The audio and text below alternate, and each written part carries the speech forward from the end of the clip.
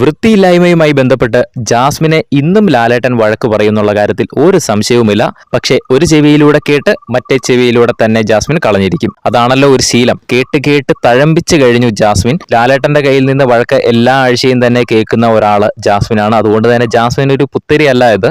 കഴിഞ്ഞ ആഴ്ച ഒരുപാട് ഇൻസിഡന്റ് ഉണ്ടായിട്ടുണ്ട്. ടിഷ്യൂ പേപ്പർ കിച്ചണിലേക്ക് വലിച്ചെറിഞ്ഞത്, കാലിലെ നഖം കടിച്ചു പറിക്കുന്നത്, ബാത്റൂമിൽ പോകുമ്പോൾ ചെരുപ്പിടാതെയാണ് പോകുന്നത്, എന്നിട്ട് ചെരുപ്പിടാതെ പോയി വന്നിട്ട് അതേ കാല് തന്നെയാണ് വായിൽ വെച്ച് കടിക്കുന്നതും. അതുപോലെ തന്നെ ജിൻഡോ കഴിഞ്ഞ ദിവസം ജയിലിൽ കിടന്നപ്പോൾ ജിൻഡോനെ അടിക്കുന്നു. ഇമാതിരി കുറേ പരിപാടികൾ ജാസ്മിൻ അവിടെ കാണിച്ചു കൂട്ടിയിട്ടുണ്ട് ഈ ഒരു കഴിഞ്ഞ ആഴ്ച.